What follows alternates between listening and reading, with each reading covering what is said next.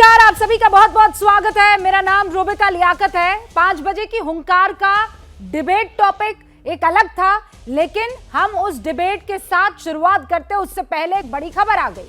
खबर उत्तर प्रदेश के लखनऊ से आई। मामला उत्तर प्रदेश की राजधानी से जुड़ा हुआ है, क्राइम से जुड़ा हुआ है, दिन दहाड़े गोली चलने से जुड़ा हुआ है। और इसीलिए अब जरा बहस इसी बात पर। दिन दहाड़े कोर्ट परिसर में गोली चलती है।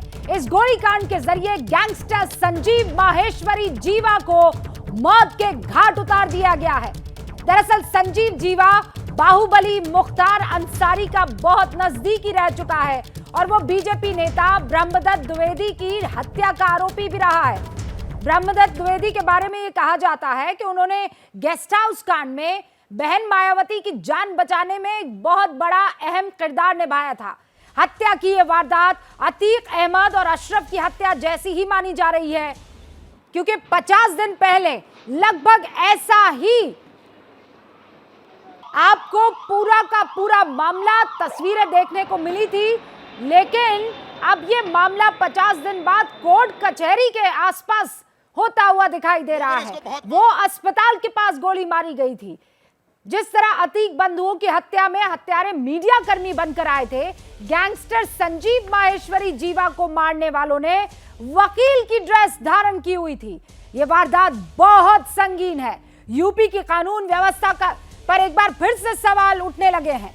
सबसे बड़ा सवाल यही कि भले ही गैंगस्टर मारे जा रहे हो, लेकिन ये ओपन फील्ड किलिंग कब तक चलती रहेगी? लोकतंत्र में ये भीड़तंत्र कैसे हावी हो रहा है? जिस कोर्ट में न्याय की लड़ाई लड़नी थी, उस कोर्ट में कैसे ये कोई डिसाइड कर लेगा कि ये सही है, ये गलत है और उसे ऑन द स्पॉट मौत के घाट उतार देगा? क्या जरूरत नहीं है कि ऐसे क्राइम के खिलाफ सख्त एक्शन की स्ट्रैटेजी बनाई जाए? आइए इसी पर चर्चा करते हैं। सारे खास मेहमान हमारे साथ जुड़ चुके हैं, लेकिन वहां मौजूद वकीलों का इस वक्त क्या कुछ कहना, उन्होंने क्या देखा है, चश्मदीद क्या बता रहे हैं, जरा ये सुन लीजिए आप। वकील को भी गोली लगी है। जब हम लोग यहाँ सेफ नहीं है, हमारा प्रोटेक्शन नहीं, आप किसका करेंगे? ये गवाह को मारने के लिए ये आदमी व्हाइट शर्ट पहन के आया है। पुलिस की जिम्मेदारी नहीं बनती है कि वो चेक करे? हम लोग सीओपी आईबी एग्जाम देके यहाँ आते हैं वकीलों की पैरवी करने। ये क्या कर रहे हैं? ये क्या है? ये सिक्योरिटी है हम लोगों की?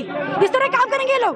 कोई भी पुलिस की वर्दी कोई भी पुलिस में चलाएगा, कोई भी वकील में चलाएगा, कोई भी आदमी देखेगा नहीं। सब कुछ मतलब प्रशासन का मतलब ही नहीं है।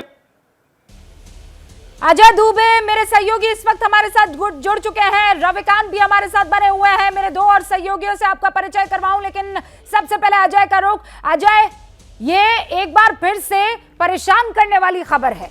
अरे हाँ, वो गैंगस्टर था, हाँ उसने बहुत काले कारनामे किए थे, लेकिन ये देश संविधान और कानून से चलता है। कोई भी बंदूक लेकर आएगा और सरेआम गोली मार देगा। बिल्कुल ही। और ये जो पूरी घटना घटी है, अपने पीछे जो तस्वीरें छोड़ के गई है, उन तस्वीरों का जो दृश्य है वो देखिए। ये पीछे ये कोर्ट प्रेमाइसेस से बाहर निकलने का रास्ता, खून यहाँ भी बिखरा हुआ है। और अब मैं अंदर लेकर चलता हूँ उस कमरे की तरफ जिस कमरे में जज बैठते हैं, जिस कमरे में न्याय होता है, जिस कमरे में वकील पहुंचते हैं, अपनी जिरह करते हैं। लेकिन आज के दिन जो घटना घटी है कि वकील भी तमाम आक्रोश में कमरे के बाहर खड़े दिखाई दे रहे हैं। देखिए रूबिका, ये तस्वीरें देखिए और इन तस्वीरों में किस तरीके से पहले तो कोर्ट रूम के अंदर देखिए, जिस कोर्ट रूम में जज बैठते हैं, सामने जज का अब वो बोर्ड दिख रहा है जहां पर जज बैठते हैं और वहां से सुनवाई करते हैं, न्याय करते हैं। उसी कोर्ट रूम के दरवाजे पर यह घटना घटती है। खून बिखरा हुआ है ठीक इसी जगह पर जिस तरीके से फायरिंग हुई है। 6 राउंड फायर जीवा के ऊपर हुआ है, खून पूरा बिखरा हुआ है। और यहाँ पर खून ना केवल कोर्ट रूम के अंदर बिखरा हुआ है, बल्कि कोर्ट रूम के बाहर के हिस्से की जो दीवार है वहां पर भी खून बुरी तरीके से बिखरा हुआ है। ठीक इसी जगह पर निढाल होकर गिर जाता है जीवा। गोली लगने के बाद 10 मिनट तक यहाँ पड़ा रहता है और उसके बाद ये बाहर का खून देखिए। यहाँ पे किस तरीके से गोली फायरिंग जब शुरू करता है तो पहले इस जगह पर करता है, यहाँ गोली चलती है, खून बहने लगता है। किस रफ्तार से खून बहा होगा, ये सारी कहानियां वो संसाधन आपके पास नहीं है। एक सेकंड रुक जाइए अजय। बस मैं दर्शकों को ये बता देना चाहती हूँ, ये तस्वीरें आपको विचलित कर सकती हैं। हमने वो इमेजेस ब्लर नहीं की है। अजय इस बात का ख्याल रखेंगे कि आपको ऐसी कोई तस्वीर ना दिखाए जिससे आपका मन विचलित हो सके। Ajay carry on. आप बता रहे हैं कि वहां पर खून के धब्बे दिख रहे हैं। 10 मिनट तक जीवा वहां पर गोली उसको लगने के बाद उसकी लाश पड़ी रही थी।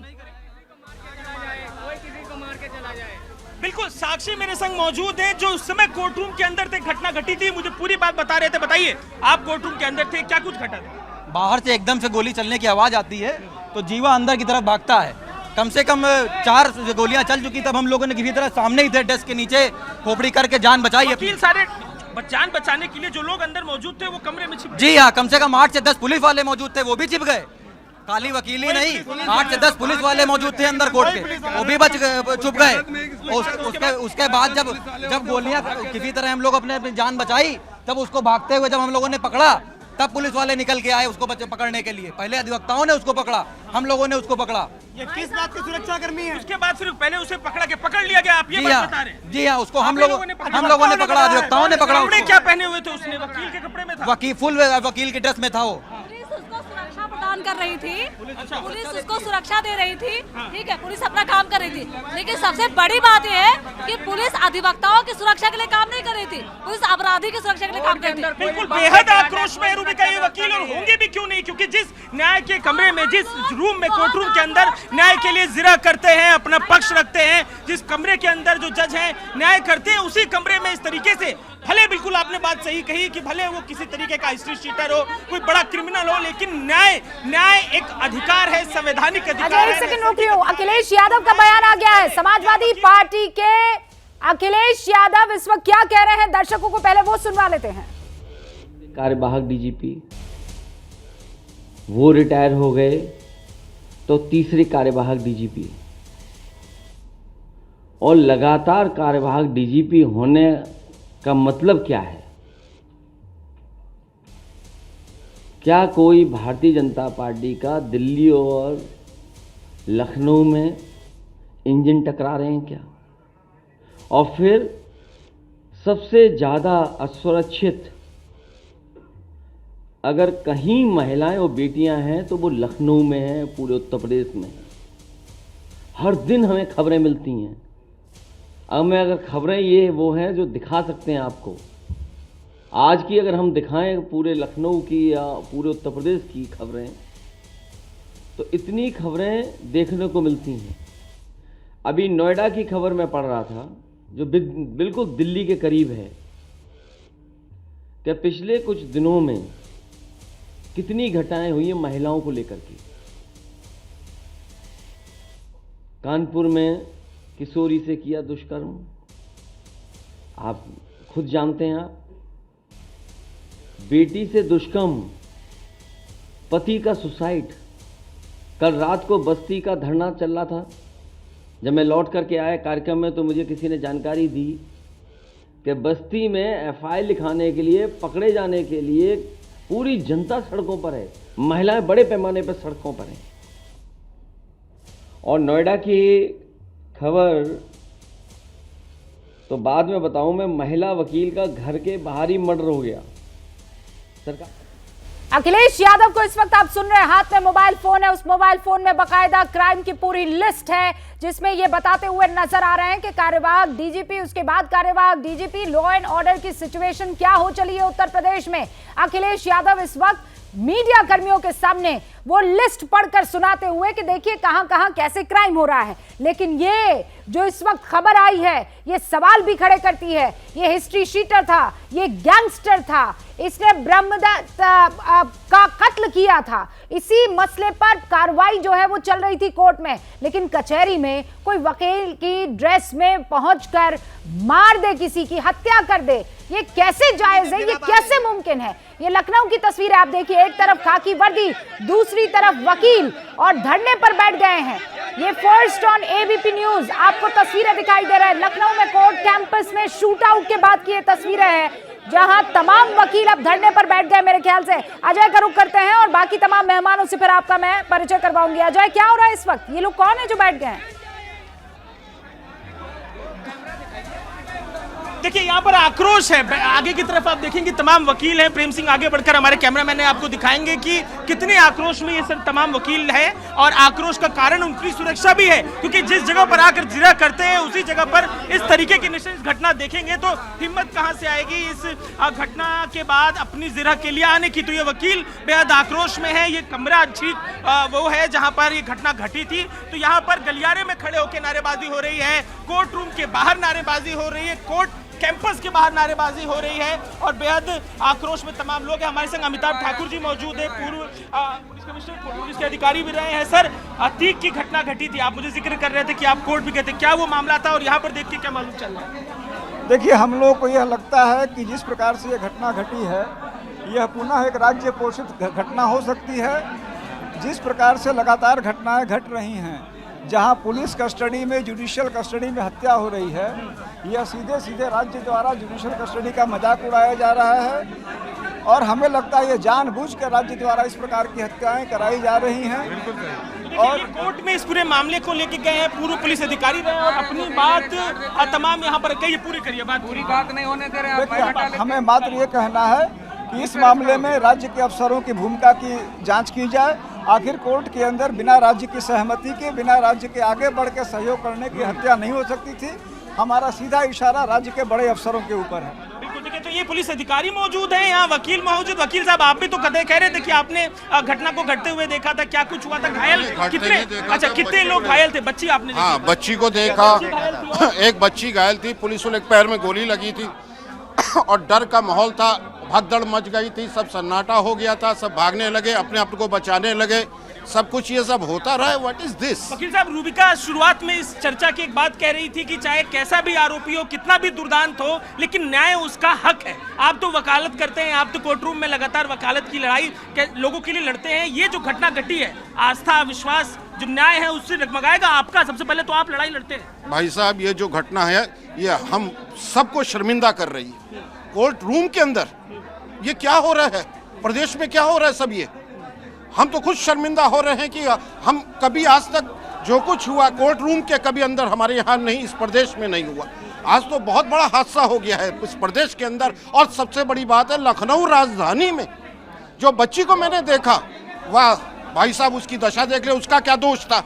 उसका क्या दोष था? खून से नहाई हुई थी, 4-5 साल की बच्ची थी बेचारी वो, और उसकी माँ के हाथ में गोली लगी जो है वो ब्लॉट उसका पड़ गया है। अजय, एक सेकंड में आपको रोक रही हूँ, मुझे पता है वहां बहुत लोग गुस्से में हैं और वो क्यों नहीं होंगे, क्योंकि ये कोर्ट परिसर में हो गया है, वहां जहां पर सबसे पुख्ता सिक्योरिटी के इंतजाम होने चाहिए, वहां अगर ये होने लगे तो क्या लगता है जो जजेस वहां पर सुनवाई कर रहे हैं, फैसला सुना रहे हैं, वो अपने आप को सुरक्षित महसूस करेंगे? संजय, क्या वो पुलिस वाले जो ऐसे दुर्दांत अपराधियों को लेकर आते हैं वो सुरक्षित फील करेंगे? वो वकील जो कई बार पीड़ितों की तरफ से लड़ते हैं, हो सकता है न्याय ये प्रक्रिया है, कई बार उन दुर्दांत अपराधियों की तरफ से लड़ते हैं, लेकिन क्या वो सुरक्षित फील करेंगे? इस वक्त स्क्रीन पर मोहम्मद मोइन आपको दिखाई दे रहे हैं, समाजवादी पार्टी के प्रवक्ता हमारे साथ जुड़ चुके हैं, राजकुमार भाटी जी। AK जैन साहब भी हमारे साथ जुड़ चुके हैं, जो कि उत्तर प्रदेश के DGP रह चुके हैं। महत्वपूर्ण चेहरे इस वक्त स्क्रीन पर आपके सामने। लेकिन संजय, बड़ा सवाल, कोर्ट परिसर में होना ये बताता है कि अब हालात बहुत खतरनाक हो गए हैं। जिसकी जो मर्जी आ रहा है वो सही गलत साबित करेगा और कनपट्टी पर बंदूक लगा के उड़ा देगा।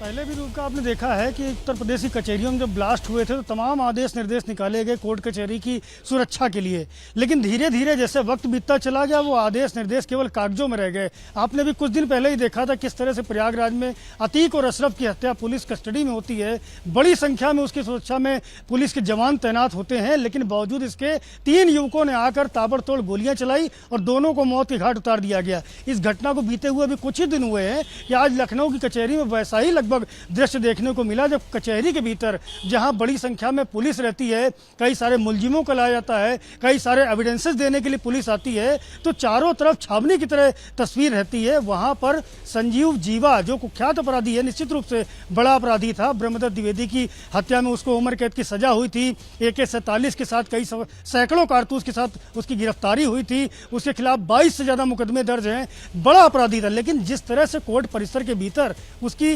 हत्या कर दी गई, 5-5 गोलियां उसे मारी गई, ये अपने आप में कानून व्यवस्था और कोर्ट कचहरी की सुरक्षा पर बड़े सवाल खड़ा करता है, जिसका जवाब कोई नहीं दे पा रहा है।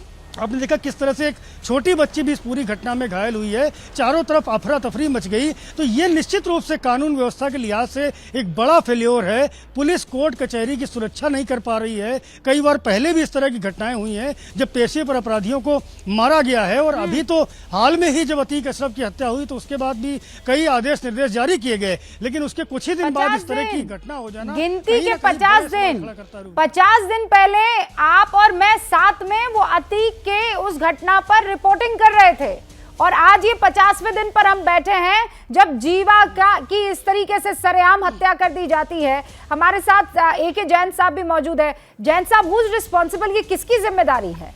कोर्ट कचहरी में इस तरीके से किसी की हत्या कर देना, कौन जिम्मेदार है सर?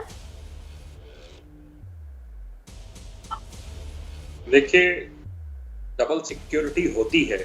पहली बात तो डोर फ्रेम मेटल डिटेक्टर और हैंड हेल्ड मेटल डिटेक्टर लगते हैं कचहरी के गेटों पे, और वहां से उम्मीद की जाती है कि हर व्यक्ति उससे गुजर कर जाएगा, जिससे कि कोई भी शस्त्र इत्यादि लेकर अंदर ना चला जाए।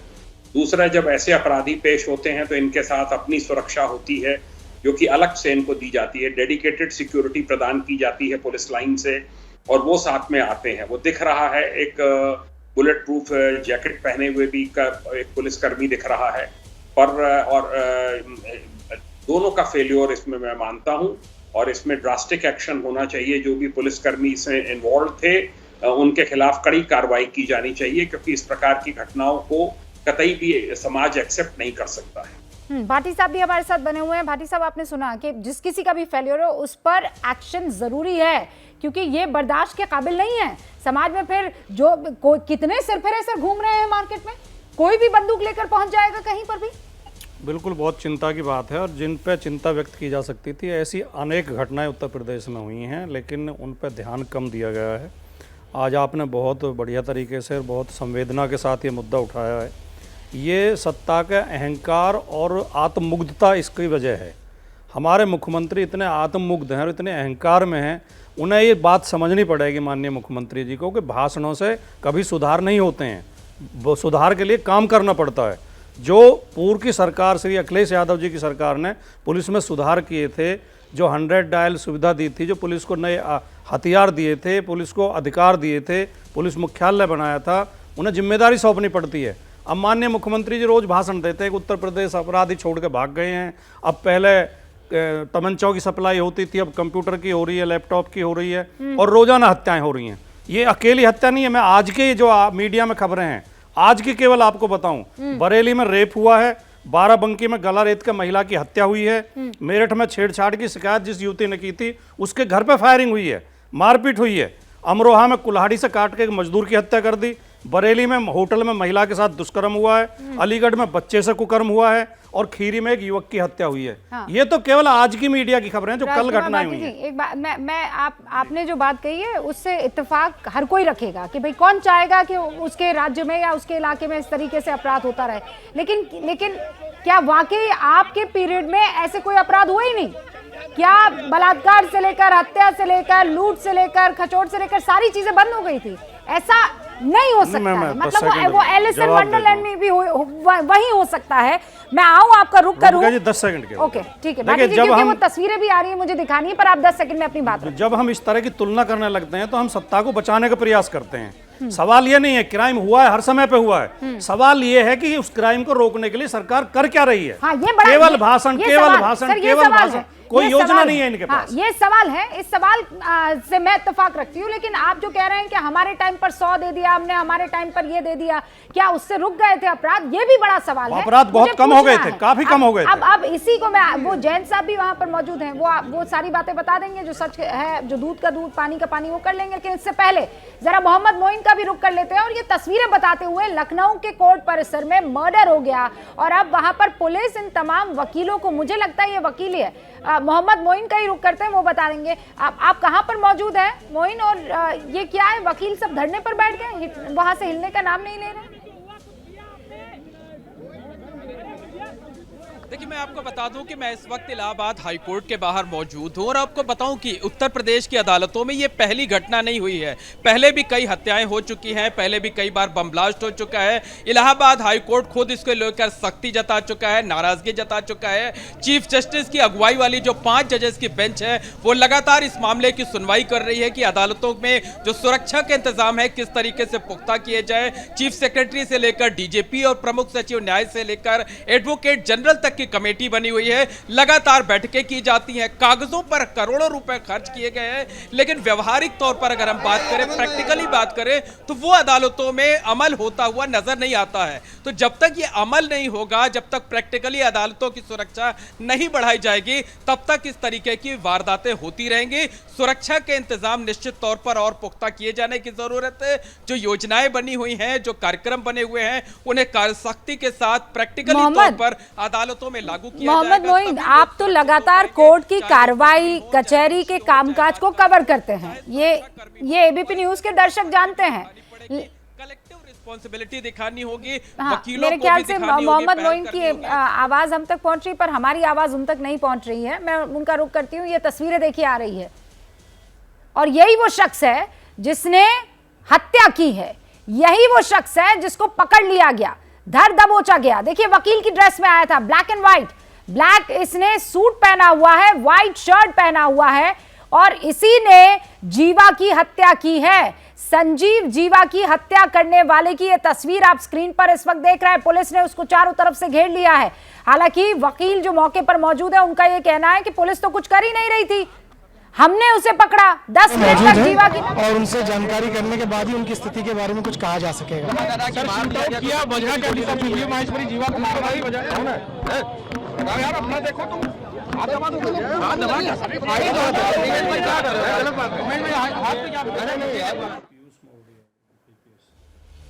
तो आईपीएस पीयूष मोड़िया को इस वक्त आप सुन रहे थे, हम दोबारा सुनने की कोशिश करेंगे। वो ये कह रहे हैं कि अभी इस बारे में डिटेल सारी चीजों को देख परख कर ही दी जा सकती है, लेकिन ये वो शख्स देखिए एनसर्कल कर रखा है आपके लिए स्क्रीन पर। फिर सुनिए क्या कह रहे हैं।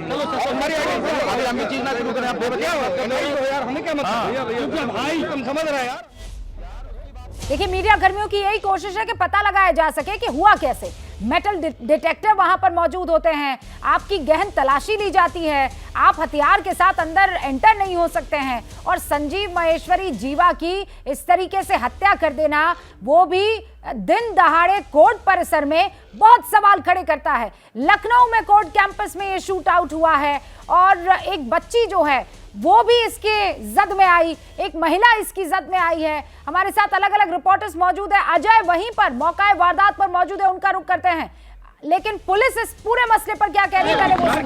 अभी हम बताने की स्थिति में नहीं है, हम अस्पताल के से बात नहीं हो पाएगी।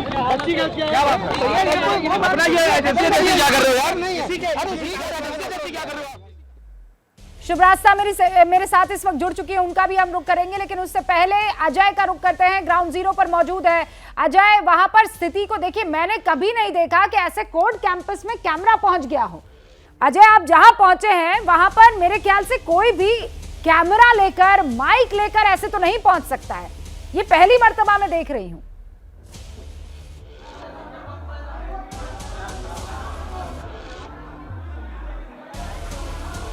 अजय मेरी आवाज आ रही है आप तक? अजय तक मेरी आवाज नहीं पहुंच पा रही है। शुभरास्ता, इस खबर से क्या एक मैसेज जाने की कोशिश है? हाँ, एक दुर्दांत अपराधी था, हाँ क्रिमिनल था, हाँ उसे सलाखों के पीछे होना था, हाँ उसे सबसे कड़ी सजा मिलनी चाहिए थी, लेकिन एक सिरफिरा आकर ये डिसाइड कर ले कि मैं उसे सजा दूंगा, ये लोकतंत्र नहीं हो सकता ना। जी बिल्कुल सही बात है रूबिका जी, मैं पूरी तरह से आपके साथ इसमें। और जो वारदात हुई, वारदात बहुत ही चिंताजनक है। मैं इसको शर्मनाक नहीं कहूंगी, लेकिन बहुत ज्यादा चिंता की बात है कि भरे कोर्ट में लोगों के सामने इस तरीके से कोई व्यक्ति आता है और वो चला जाता है, वो भी उस मुख्तार अंसारी का जो क्लोज एड माना जा रहा है। ये हम जानते हैं, सब कुछ सही है कि ये दुर्दांत अपराधी हो सकता है, ऐसा भी हो सकता है कि बहुतों का जीवन तबाह किया हो, लेकिन लॉ एंड ऑर्डर सिचुएशन को इस तरीके से कोई गुंडा अपने हाथ में ले ले, ये कहीं से भी जायज नहीं। इस कहने के बाद मैं एक चीज कहना चाहती हूँ कि ये जो सिचुएशन है आज उत्तर प्रदेश में, कि गुंडों को चाहे वो जनमानस हो या वो प्रशासन हो, ये जो नो टॉलरेंस पॉलिसी एक लेवल पर तो अच्छी लगती है, लेकिन ये नो टॉलरेंस अगर कानून के हद में रहे तभी हमारे देश और हमारे समाज के लिए, प्रदेश और समाज के लिए अच्छा है। क्योंकि अगर मामला हाथ से निकल जाएगा और ऐसे ही कल गैंग वॉर के चलते एक दूसरे को लोग खत्म करने लगेंगे, तो कहीं ये नॉर्मल जनजीवन को भी अफेक्ट ना करने लगे। जैसे आज एक छोटी लड़की थी वहां पर, जो भी घायल, पूरी तरीके से घायल हुई, उसकी तो कोई गलती नहीं थी, वो किसी गैंग की सदस्य थी। और हमारी जो कानून है उसमें ये कहा भी जाता है कि हजारों अपराधी छूट जाए लेकिन कोई एक निरपराध पे अंकुश नहीं लगना चाहिए। तो यहाँ तो अंकुश लगने की बात नहीं, ये तो जोर हुई है ये बच्चे। तो मैं आपके साथ, मुझे लगता है कि ये जो भी घटनाक्रम हुआ है ये बहुत ही निंदनीय है और इस पे प्रशासन। ये बेहतरीन बात शुभ्रास्ता कि जीरो टॉलरेंस पॉलिसी बहुत अच्छी लगती है। कौन चाहेगा कि ऐसे दुर्दांत अपराधी घूमते रहे खुलेआम? जीरो टॉलरेंस पॉलिसी अच्छी लगती है, लेकिन कानून के तहत अच्छी लगती है। कोई भी उठकर खड़ा हो जाए और कहे कि नहीं जीरो टॉलरेंस है और हम आगे आएंगे, नहीं भाई, आपकी कोई हैसियत नहीं है, वो मजाल कीजिएगा मत, आपका भी वही हश्र होगा फिर। ये समझ लीजिए, क्योंकि कानून ये नापसंद करता है। ये लोकतांत्रिक देश है, ये संविधान से, कानून से चलने वाला देश है। तो दर्शक अभी एबीपी न्यूज के साथ जुड़े हैं, उनको ये खबर बता दूं, लखनऊ में कोर्ट परिसर में एक शूट आउट हुआ है। मुख्तार अंसारी का बेहद करीबी गैंगस्टर जो है वो मारा गया है।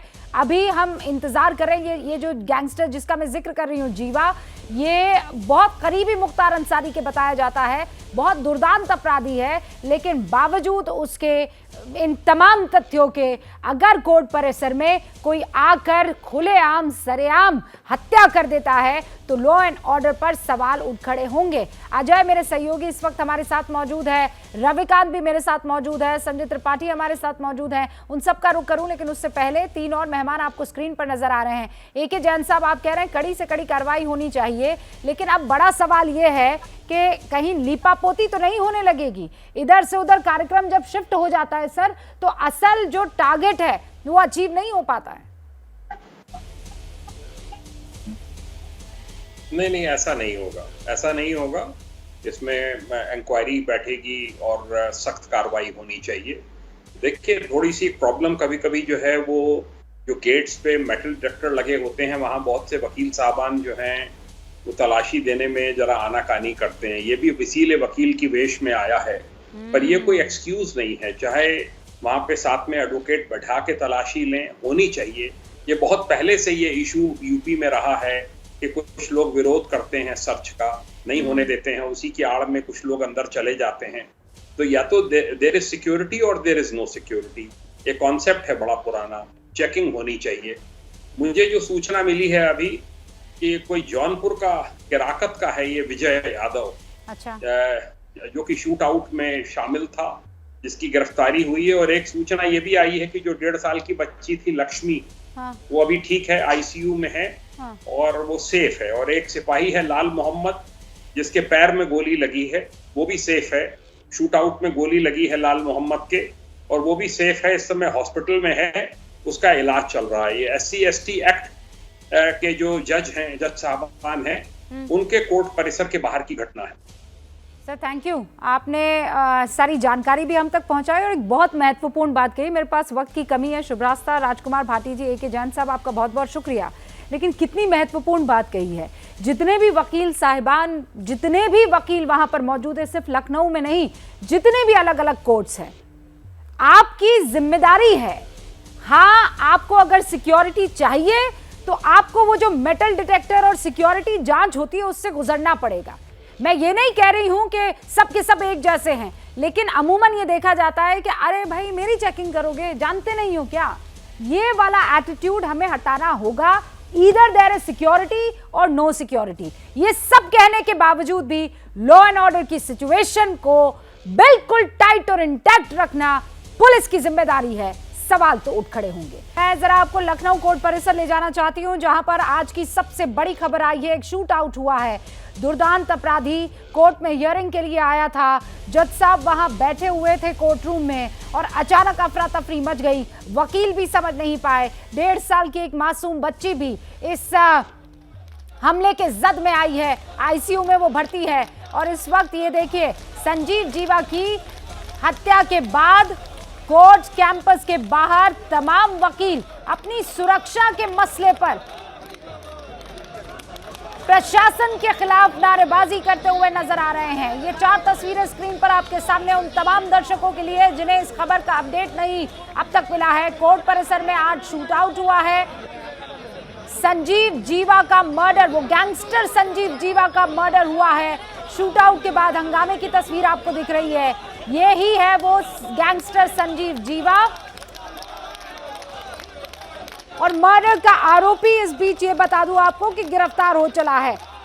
अब जरा कोर्ट परिसर का रुख करते हैं। अजय दुबे मेरे सहयोगी मेरे साथ बने हुए हैं। अजय, इस वक्त वहां की क्या तस्वीरें आप देख पा रहे हैं? इस समय यहाँ पर जो वकील मौजूद है, रूबिका बेहद आक्रोश में ये वकील हैं, आक्रोश में अपनी बात कह रहे हैं। उनसे ही सीधे बात करते हैं। जो घटना यहाँ पर घटी, आप लोग तो हर दिन आते होंगे, न्याय की यहाँ पर आवाज उठाते होंगे। ये जो घटना घटी है, क्या मन प्रभाव पड़ा? देखिए, मैं ये कहता हूँ, ये एक न्याय का दरबार है। ये एक जनता की नजर में न्याय का दरबार है। यहाँ पे कोई भी अपराधी आ रहा है जो कि एक गैंगस्टर अपराधी, उसके साथ में सिर्फ 4 पुलिसकर्मी, जो कि कोई भी सुरक्षा का दृष्टिकोण नहीं था, और अधिवक्ता की वेशभूषा में 2 अपराधी आते हैं, आकर के उसको इसी गेट पे फायर मार देते हैं।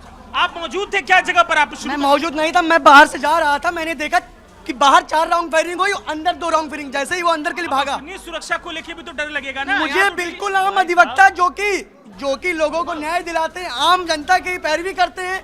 हम खुद यहाँ सुरक्षित नहीं है, दूसरों की पैरवी करते हैं। अपनी सुरक्षा को लेकर यहाँ कोई भी अधिवक्ता की वेशभूषा में आए, अंदर आ जाए। मेटल डिटेक्टर लगे हुए हैं, हर गेट पे मेटल डिटेक्टर लगे। एक असलहा उसके अंदर से कैसे आ जाता है, जिसमें कि परमानेंट सुरक्षा कर्मी, पुलिसकर्मी वहां पे तैनात है। वो उस मोबाइल में वीडियो देखा करते हैं, सोते रहते हैं। राजस्थान में तमाम आरोप है। रूबिका, इसकी शुरुआत में ही जब ये चर्चा शुरू की हमने, तो आपने शुरू में ही कहा कि हक है, चाहे वो किसी भी तरह का गैंगस्टर हो, हक न्याय का उसको है। आपकी जो कही बात है, यहाँ पर जो वकील है उसे भी दोहरा रहे हैं, अपनी बात कह रहे हैं। और पूरे गलियारे को देखिए, अब कुछ संख्या वकीलों की कम। अब एक सेकंड अजय, मुझे पता है कि बहुत सारे वकील है वहां पर, आक्रोशित होंगे। मैं एक सेकंड रोक रही हूँ। अगर आप चाहें तो मेरी बात लाउड स्पीकर पर रख सकते हैं।